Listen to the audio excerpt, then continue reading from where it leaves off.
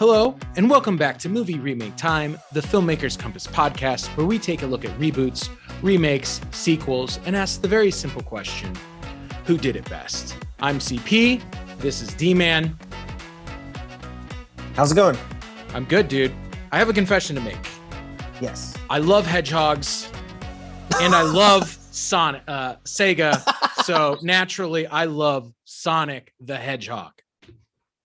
Well, it's actually really interesting because, as you mentioned, in the opening sequence, today's episode is focusing on Sonic the Hedgehog and Sonic the Hedgehog 2, which is a direct sequel. So even though this is movie remake time, we're not actually looking at a remake or a reboot, but a sequel. And sometimes that's a little bit interesting because you never know if sequels can recapture the magic of the original. And we're going to have to determine if Sonic the Hedgehog 2 does that today. So I know, again, this is usually in your wheelhouse, but if you're watching this podcast, you can see if, CP, you want to show off your shirt a little bit. He's wearing a Sonic the Hedgehog shirt, and there's a couple action figures, and I assume he's wearing underwear that is Sonic, and you might have some bed sheets over there. I do. Sonic bed sheets, Sonic pajamas, Sonic towels in my bathroom. Well done. Much respect. You'd be a hero at Frankenson's Collectibles up here in LA. So shout out. I love it. Well, anyway, let's go ahead and dive into the episode this week and take a look at the two movies. So first of all, I think it's worth noting that this is a true sequel. So Sonic 2 to me felt very much an extension of Sonic 1. They're very similar tonally, and even though there are some slight differences, it uses the same actors, same voice actors, and the same wonderful, incredible Jim Carrey. Yes. So what were the biggest differences that stood out to you? I think for me, Sonic 1 was the studio Paramount and Sega probably weren't really sure who the audience for this film was. It had been a while since the Genesis era, and even really a major Sonic game has come out. I don't think that they knew whether this was a film for diehard video game fans, for young kids, for families, what. And so I think they were kind of playing it safe. I think that the second film, they said, look, we know who the audience are. They made, this movie, the original Sonic film made close to $300 million in the box office.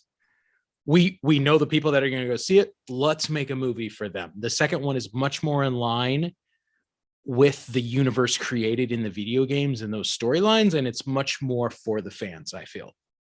Yeah, I actually agree with that assessment. I felt that, the second one feels to me a little bit more cartoony or video game-ish, not only in some of the animation, but also, the addition of Knuckles and Tails and some of the, video game lore and myth from the Sonic series.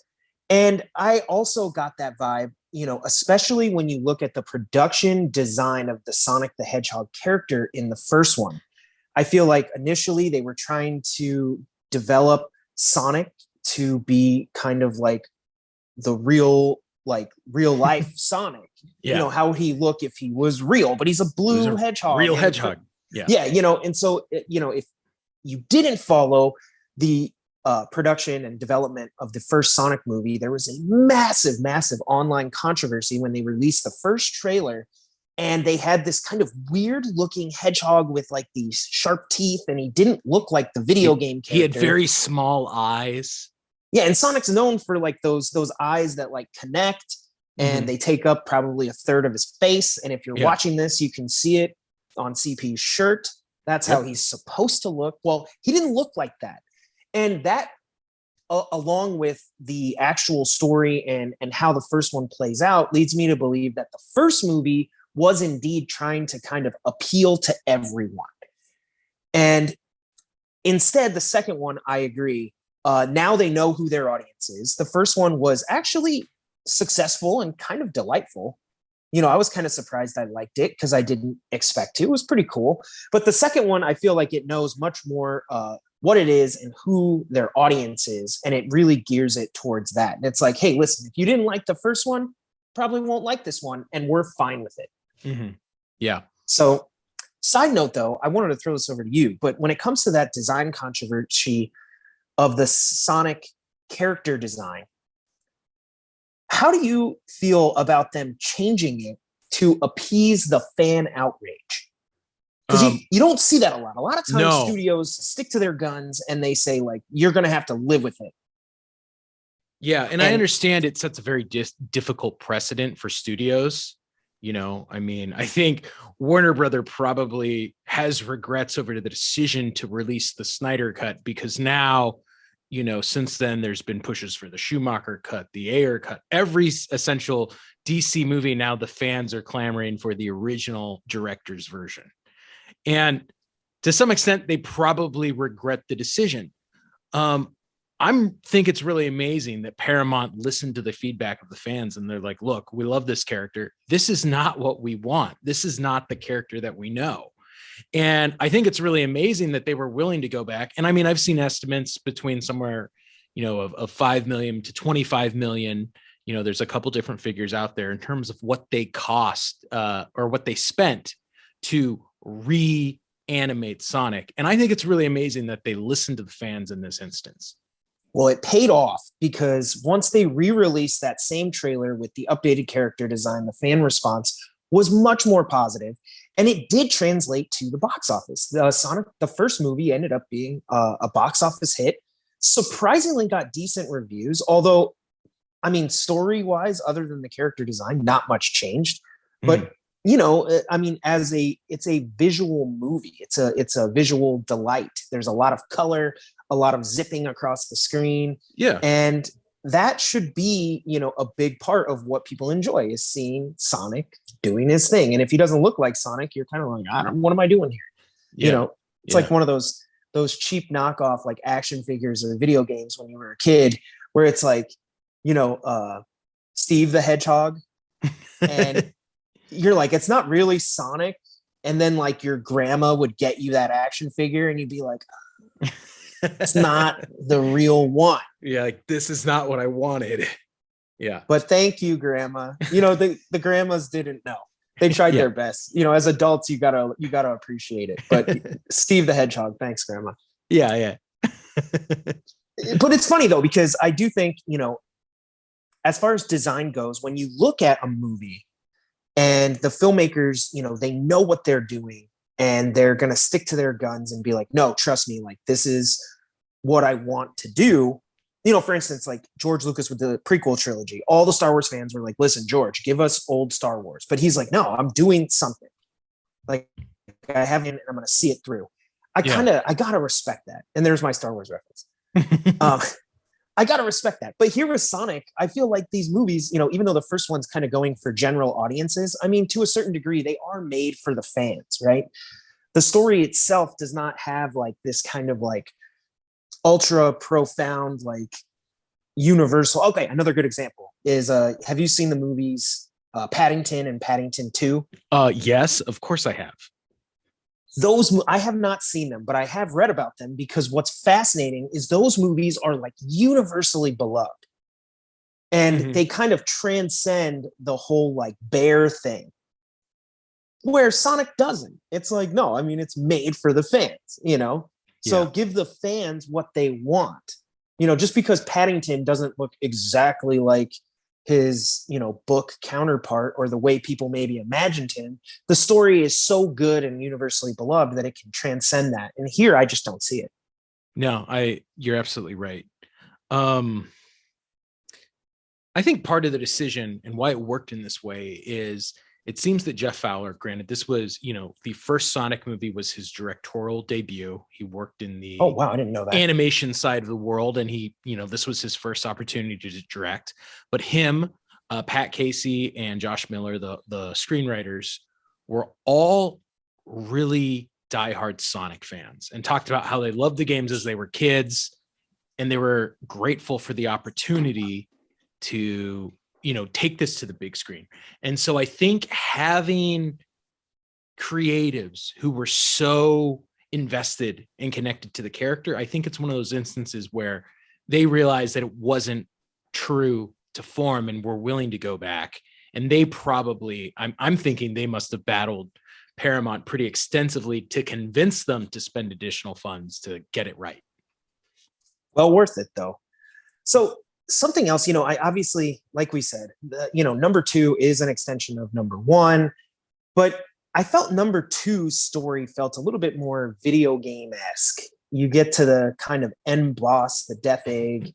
Yeah. Obviously it was a little bit more cartoony. There was like some more, I guess, kind of, I don't want to say better, but like stylized action.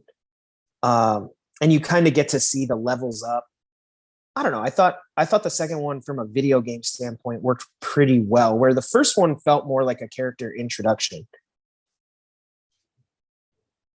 No, I'd agree. I mean, when you think about it, it's, it literally is like Sonic in Green Hills, Sonic in Russia, Sonic at Hawaii, Sonic at, the maze. Each one of those has the feel of a level, right? He's traveling between them, right? Ring to ring, like he does in the game. So, and I think too, when you look at the stories, they actually do kind of work. Like the first movie deals a lot, I think, kind of what like with his like loneliness and desire to have like a family. Yeah. And that's kind of a universal theme though. That kind of, I'm sure there's a lot of people who felt like that or even felt like that within their own family. Yeah. And then I actually really enjoyed the second one's kind of story, which is at the beginning, they kind of throw out this concept of, Sonic wanting to kind of be a hero. Yeah. And he's jumping in and saying like, well, how do I be a hero? And they have kind of a good lesson in there, which is like, heroes are heroes when the time comes, and your time will come. There will be a problem or some sort of dilemma where your skill set will be needed to solve it, and you'll be the hero. But, heroes don't go necessarily like looking for trouble. They, kind of rise to the moment or rise to the occasion when it calls for it. Yeah. And I thought they do a pretty good job of showing that. They don't, I mean, I wish, maybe if the movie was slightly braver, they might have explored the concept of, Sonic maybe going out and looking for trouble and then maybe causing trouble and somewhat of, inverting that and becoming a little bit of a villain himself in his pursuit of, being a hero. Yeah. But then again, I mean, that's also, I don't know if the movie wants to go so deep. It was kind of a lot more fun to just, level hop. Yeah. So I don't know. I mean, which story do you think did it better? Again, the first one is not the most in line with the property, but I think it's a better look because it introduces the character. It gives him a real world problem. And it's a quest to find his place and find his family. And I think that's universal and that's related. Everyone can relate to that. Now, something I want to ask you about the second one is, what do you think about the addition of Knuckles and Tails? Because they are, fan favorites. Both. Yeah. I thought it was great. I was a little concerned that introducing two major characters from the storyline in the same movie would be a bit much, but I thought they did a good job. I thought both of them were very much true to form. And I thought they showcased the aspects of them that fans love and make the two unique and different from Sonic. And I thought both of both of those characters had their moments throughout the film that made it fun. Now, who were the voice actors? Was that Idris Elba? Idris Elba was the voice of Knuckles. I was shocked when I heard it. I was like, wait, what? Is that how you pictured him sounding? Knuckles? Yeah. Not totally. And I guess one of my complaints would be that listening, because I've heard the Knuckles, in the cartoon and in the, the video game for years. And hearing Idris Elba as Knuckles, I'm just like, that's Idris Elba. Yeah, he's got such a distinct voice. When he started talking, I was like, huh. Even Tails, to a certain degree, that was kind of how I thought Tails would talk. But as far as the voice acting went, I still thought the character of Sonic was the best. Mm-hmm. His voice seemed to line up with his actual character and his motions and all that best. Where the other ones, I don't know, there were times where I felt like maybe the voices were over the characters, but it didn't necessarily, there was something about maybe the animation. It just didn't feel 100% to me. So one of the things I want to ask you is this. I know a lot of diehard Sonic fans, one of their complaints about both movies is the fact that Sonic is presented as a kid, as opposed to, I think in the games, he's a little older, more like a teenager, Sure. kind of in his attitude and his mentality. What did you think? Do you think it works? Do you think that was a detriment? Obviously, it's kind of a change of form. And what do you think about Knuckles and Tails in this one? I think it works. I mean, obviously they're going, like we said, when you're looking at the first one, like he's lonely and is looking for a family and looking to belong. And the second one, he's looking to become a hero. That's very much kind of coming of age stories. Yeah. Now, as far as like what his actual age is, I mean, if you're just going to get technical, sure. But I mean, yeah, to me, I feel like, yes, he's adolescent and these are maybe lessons that he needs to learn, maybe to be the Sonic that we kind of all know from the video games. So I thought it worked. Tails to me was always, especially in the cartoon, because my brother and we used to watch the cartoon before we would go to school in the mornings. Tails was, I don't know why, I just always thought of him as kind of like a little bitch. Like, I don't know, like he's the youngest of the three. I guess you don't like smart people. That's what it comes down to, man. I don't know. He just always kind of followed Sonic around. And then like he'd suddenly show up and like be like, oh, I know what to do. And you're like, well, where the hell was this? Knuckles, I thought was pretty cool. I mean, I liked the way they introduced him as the villain, as was the case in the video game. So again, like you said, that's kind of true. And then Knuckles obviously became a fan favorite, and it's almost like Venom. Yeah. From Spider-Man, where he was a villain, but everybody was like, that guy is so cool that, bring him back. Yeah. And maybe bring him back in a different capacity so we can root for him because he's awesome. Yeah, right. And in a video game sense, I would like to play that character. But even though it's funny because like they all had, individual things, like Tails literally could do the helicopter thing and Knuckles had his own stuff. So they were slightly different. Yeah. Yeah. As climb the walls. Yeah. Yeah. But generally speaking, I mean, they were all somewhat similar. Yeah. But I like the way they do it here. And I like, obviously, Knuckles does join up and he becomes a part of the family and all that. Yeah. So I thought it kind of works. So Jim Carrey, when I first heard that Jim Carrey was going to be Robotnik, I was kind of scratching my head. After seeing him in 2 movies, I totally love him. And I like the evolution from taking him from a much more real world pseudo Bond villain character in the first movie and watching his evolution into a character much more identical to the one that we saw in the video game, in look, in appearance, in motive, and, kind of the over the top technology.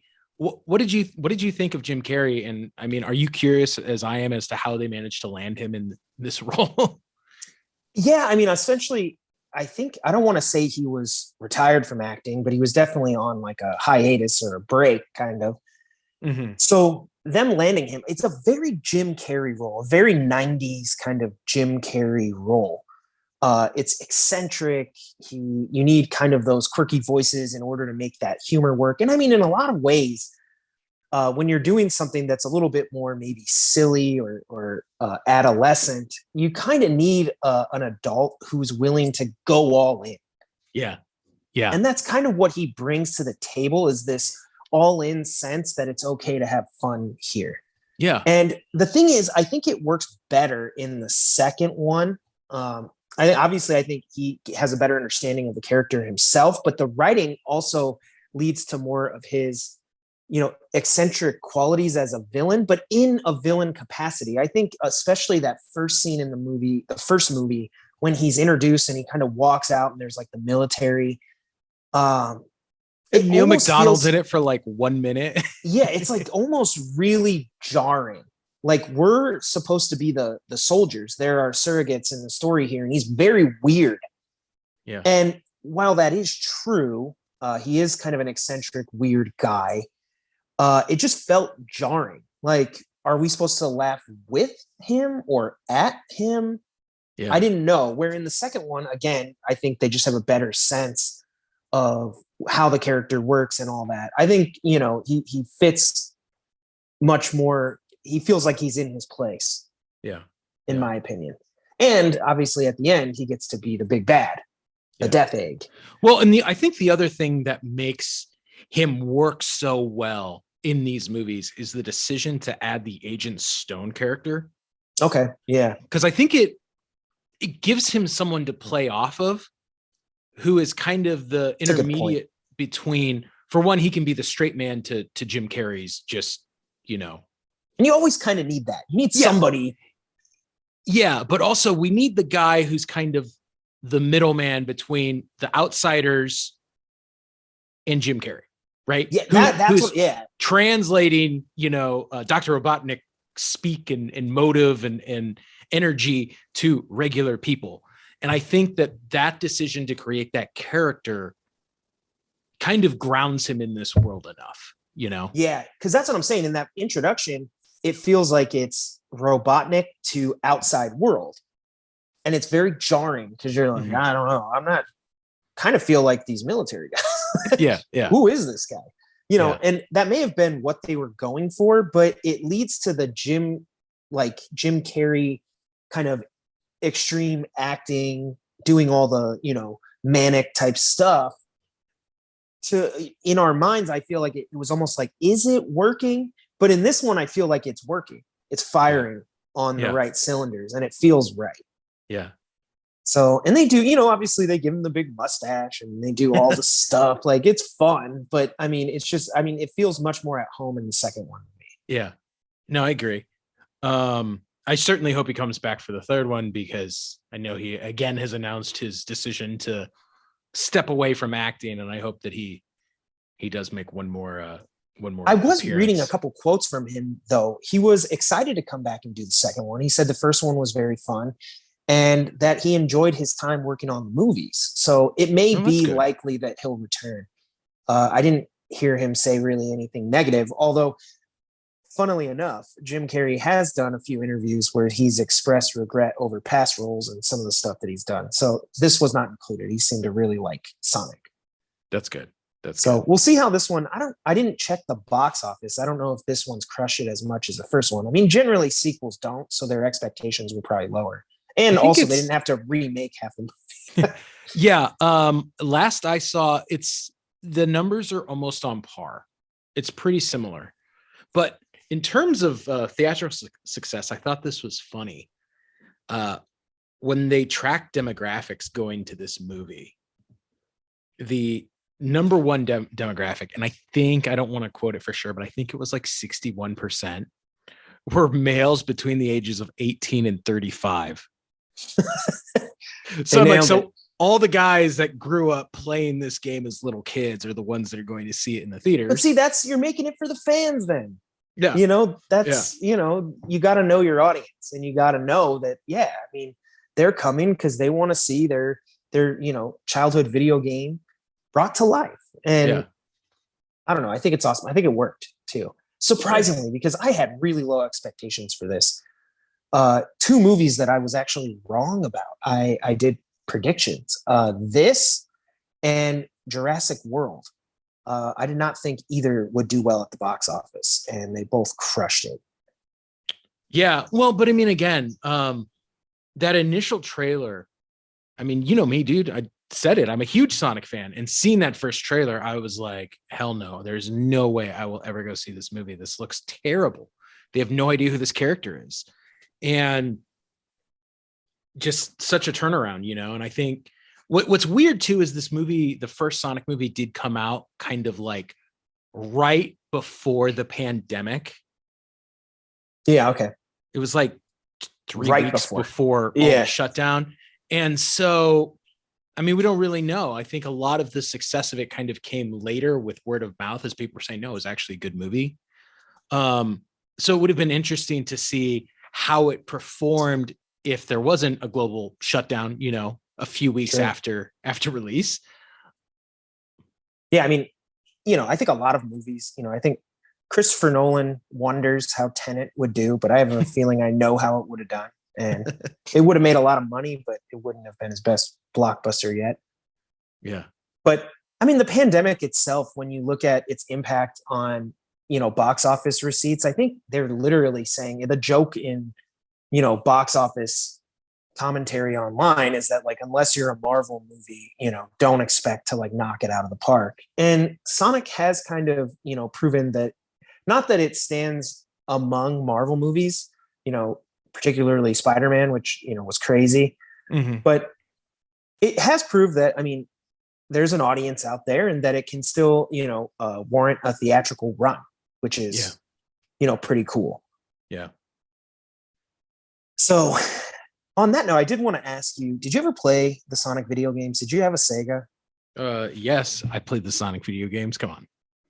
I mean, I know, like, I actually have one of the like Sega emulators. So I have all Oh, the like original. yeah. Yeah, I have all the original ones. And they're actually a lot of fun, but I just wanted to tell you how frustrating Sonic was, because when it initially came out on Sega, you could not save it. Oh my gosh, it was the worst, dude. So if you'd like leave your Sega on like overnight, so you could like keep playing when you got back from school or when you woke up in the morning, because you're Yeah. like, so you turn your TV off, but leave your Sega on and try to hide it from like your mom, because she would come in and like pick up your crap.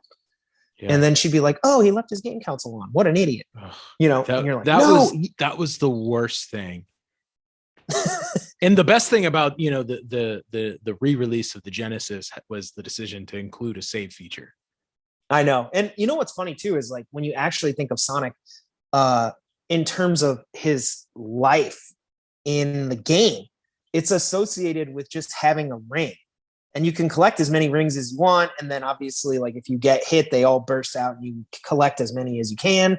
But it's like a different, I always love that it, like, instead of just having a health bar, like most video games, it was like, no, you can collect more rings. Yeah. And like that, as good as you can manage that throughout the level, is however far you're going to go. Yeah, it was always a cool idea. But it was weird because sometimes, like, you'd be like, oh crap, like there's only one ring, so you have like 2 hits left and you're screwed. Well, the other fun thing that I always thought was really cool about the Sonic games, and I know this was kind of intentional on behalf of Sega, was to be good, right? You have to go fast. Yeah. The faster you go, the less likely Sonic is to get hit by things. And as you slow down to try and navigate and dodge, that's when you get hit. And I always thought that was a fun, like with running over the spikes and stuff, you could do it as long as you went fast. And I always thought that was fun, that was kind of a requirement of the game, rethinking the way that you play video games. Can we also acknowledge the sound design of like 80s, 90s video games? Oh, so fun. I mean, in fact, shout out to Paramount. I love it when they, at the beginning, when they do the ring sound, when and change the stars to the rings. But yeah, no, the sound design of those games was so much fun. I mean, it's funny because you look at like Super Mario, you look at Sonic, you look at Mortal Kombat, you look at a lot of these games that came out of that era, and the sound effects, I mean, you hear them, they're instantly recognizable. Obviously, if you heard it, I can't hum it, but the early level Sonic music, his zip sound, hitting the rings once you win the level. I mean, it was all instantly, even like the Sonic jump noise. Yeah, like it just stuff worked. And I don't know, I just want to give props to those game designers, because I'm like, part of making something so memorable is the sound design. Yeah. And you look at early Zelda games and the MIDI music and all this stuff. I'm like, wow, sorry. I know we're supposed to talk about the movies, but that stuff just blew me away, because I was like, man, you guys created a lot of iconic stuff out of like tones. It's amazing. Yeah. No, I mean, and it's memorable, right? You hear it to this day and you know exactly what it's from. And I think part of it too is like, when you actually think about how it was done, it's like they were so limited in what they could include that it's like you had to make the most of every sound effect. And then they do. Instead of having like, oh, we have endless options, like let's make different sounds for everything, they just made it work. I don't know. Yeah, no, it's genius, and it's a lot of fun. Back to the movie. I mean, I wanted to say I love there's a couple sequences, especially in Sonic 1, where they just own who Sonic is. I love the sequence at the baseball diamond. Yeah, me too. I think that's so fun. And like, right, what other character could you Where really he's playing do that baseball with himself. Yeah, he's the And only then- person, but he's playing all the positions. I also love the bar fight scene, which is kind of, it was inspired by some of the X-Men sequences and Flash sequences and I some felt of the the other X-Men, yeah. big superhero movies. But it, again, you have a character like Sonic, way to have fun with it and just own who he is. We do have to acknowledge that too, that you think of like Quicksilver, the Flash, Sonic, they all kind of have that same power. And some of the movies, like you said, him playing baseball with himself, the bar scene, which to me reminds me a little bit of X-Men, but having fun with that speed, in X-Men Days of Future Past, I think it was, where they break out Magneto out of like the Pentagon. Yeah. Very, very fun, very unique. And I very much appreciated that set piece when I saw it. And I have to agree here, you want to have so much fun with it because it's the unique trait that makes Sonic different than anyone but like those characters. Yeah, no, absolutely. Like another one, I thought they did a cool job of it in the sequel one. And you don't really see Sonic doing it so much. You see it when Knuckles and Robotnik are running through the maze to reach the Master Emerald. Oh, yeah. They're running through these traps and sequences that we played, in the 90s in Sonic video games. Right. And that was fun. You're like, yes, this is the Sonic as I remember it. So I thought that they did a good job of using these characters in the right way for this property, that you could only get those experiences in a Sonic, universe.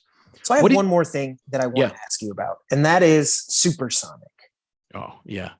So, I mean, first of all, is this the closest we're ever going to get to like a live action Super Saiyan? Maybe. I mean, I don't know. When they tried to make Dragon Ball Z movies, those were not we'll do that sometime. Good. But aside from that, what are your thoughts? How did they execute that? Because I mean, obviously that's like the ultimate power up, and in the context of the story in the movie here, he kind of has like ultimate power in a sense. Yeah. First of all, so I saw the Sonic 2 opening night, and literally it was me and 500 like middle schoolers. So, but people went nuts when Supersonic came out. There were people jumping up and down in the theater. I saw some kid got up, he walked out of the movie theater, shook his head, and walked right back in. Like, I was like, that was extreme reaction to so people loved it. I thought it was a great addition to the movie. In video game lore, when he gets all the Chaos Emeralds, what happens? Yeah. So I was glad they included it. Now, from a writing standpoint, this was actually one of my major gripes with Sonic 2. Knuckles has a line after he defeats Robotnik where he says, Sonic's, the most powerful creature in the universe. Like, he's not the Sonic, and he's hinting at this fact how ultimate power, is that when too the much the hot dogs drop out of the sky? Yeah. Then Sonic summons the hot dogs because he's still Sonic. There's this kind of conversation in the war between the owls and the echidnas that Tails talks about through the movie where, they wanted to hide this source of ultimate power because no one should have ultimate power. And I think the movie just glossed over what I see as an incredible character moment. The fact that Sonic did have ultimate power and he relinquished it because that's not who he is to the core, right? And he's not about power, And I think that was such a character moment that they didn't actually build to properly, and they didn't kind of live in that moment when the character was there. It was just sort of. Well, I mean, with the hot dogs and kind of the little jokes, they also kind of undermine it with comedy. Yeah. I mean, I think you're right. Like, there is kind of a lesson in there. Obviously, the movie starts off with him wanting to be a hero, and here he is with this ultimate power. But, as all the great stories and lessons teach us, when you have, great power, often it corrupts people. It's kind of the lesson of Spider-Man. With great power comes great responsibility. But, often in real life, when people attain, certain levels of power, they become corrupted. And a lot of times you see them turn into the villains, which is also a theme throughout comic book movies. But, Yeah. It's interesting because I think you're right. There's an opportunity to have really a kind of powerful moment in the film, and it just gets undercut a little to me. It's there, but it just gets undercut with comedy. So I have two questions, and then I'm ready to get to the big question of the show. Shoot. What did you think about the dance sequence? I've heard mixed feelings of it. The dance off in Sonic 2. Loved it. I did too. I know people who hated it, but I thought it was hilarious it's totally in line with the it's totally in line with the tone of the film. And obviously I love dance sequences. I love to dance myself. I love the 80s bar. But I know. Just in general, I thought it was fun. No complaints for me. I think in a, if they were doing maybe a serious, like a more serious movie or something, a perfect example, we were talking about Spider-Man 3, when Tobey Maguire's good example. You're like, nah, doesn't work. You have too much of a different tone for the rest of the movie to be this silly. And here, I think the opposite is true. I think if you're ever going to put a dance sequence in a movie, do it here. Do it and have fun. I thought it was a lot of fun. Last question. I think this is a big one. All right. They say this is the video game movie that broke the curse of video game movies, right? The one that worked, Sonic 1. Why? What's your take on that? And why do you think so many video game movies are so disappointing to fans? I think it stems from where this whole conversation started, and we can go full circle right here, which is that I think at the end of the day, the producers and the writers decided to make a movie for the fans. And I think where a lot of video game movies fail is people are trying to translate them and to make them, how do we make it work in live action? You're like, just make what was awesome in live action. Like ultimately that's what people want to see. Now, again, things don't have to be translated one-to-one, and they're not here. A perfect example is comic book movies. The Dark Knight borrows from, The Killing Joke and The Long Halloween. Different comics, it's kind of remixing some stories and creating its own thing. And you hear about like the Infinity Gauntlet or, the Infinity War. Mm-hmm. I mean, Marvel's doing their take on it in live action, but it's not, they're not pulling the exact story out of the comics. Mm-hmm. So I think what video game movies get wrong often is they're always tweaking it to the point where it's like they're betraying fans, and in doing so, they never craft really good stories. Gotcha. I think that's fair. I think a lot of times it just comes down to stories. Like even something like Mortal Kombat, especially Mortal Kombat 1, from the 90s. Yeah. It works to a certain degree because they actually have Mortal Kombat. Yeah. I think you look at the sequel and the new one, and they never even actually have a tournament. Yeah. The first one even works at the level that it does. And I mean, there's egregious, things in that movie where you're like, wow. But it kind of works because it's an actual fighting tournament. Yeah. No, you're right. So I don't know. I feel like like comic book movies, it's like, listen, there's a germ of something, not comic book movies, video game movies, sorry. There's a germ of something in that story that works really well. And the writers, the producer, they got to identify what that is. So you don't lift the video game out level for level, as well as don't change it so much that it's, only a whiff of what the game was about. Because then you just like fans are like, I'd rather just play the game. No, I think you're right. I think you're absolutely right. So I'm going to ask you then, which one do you think did it better? Sonic 1 or Sonic 2? I mean, it's weird because I think to a certain degree, I think Sonic 2 gets it more right. It's a little bit more video game-esque. I think they understand the characters. I think Jim Carrey understands Robotnik a little bit more. And obviously we get to see Supersonic and some of that stuff. But there's a certain delight to the first movie that sticks with me because I had such underwhelming expectations. Okay. I mean, trust me, I thought it was going to be terrible. And I mean, I'm thinking like 90s Super Mario Brothers. Like I was thinking it was going to be like really bad. And so I think I'm going to have to give tip of the cap to the first one just because it surprised me.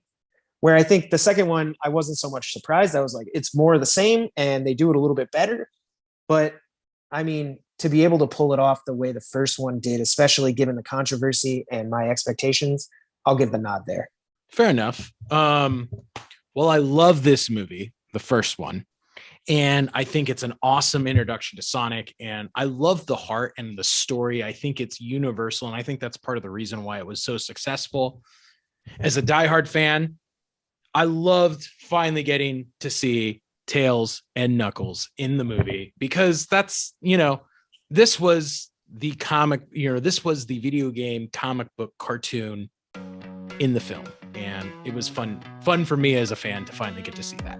So I'm going to go with Sonic 2. But audience, what's your thoughts? Or which of us is wrong? Which of us is right? Let us know. I'm usually right. So. Yeah, about Star Wars. Okay. Yeah, well, I'll take that. Anyway, that does it for our episode today. So I'm going to throw it out to you listeners. Be sure to continue the conversations, comment, and engage on our posts on social media. You can find all of our links and directories for the podcast at filmmakerscompass.com. You can follow me at Big Kid D-Man, and you can follow CP at NDCal5. CP, I'm going to throw it over to you. Take us out. Thanks for hanging out and talking about Sonic with us. We hope you had a great time. We certainly did. If you didn't watch either of the movies, well, make sure you check them out. On that note, keep watching movies, and we will see you back here next week.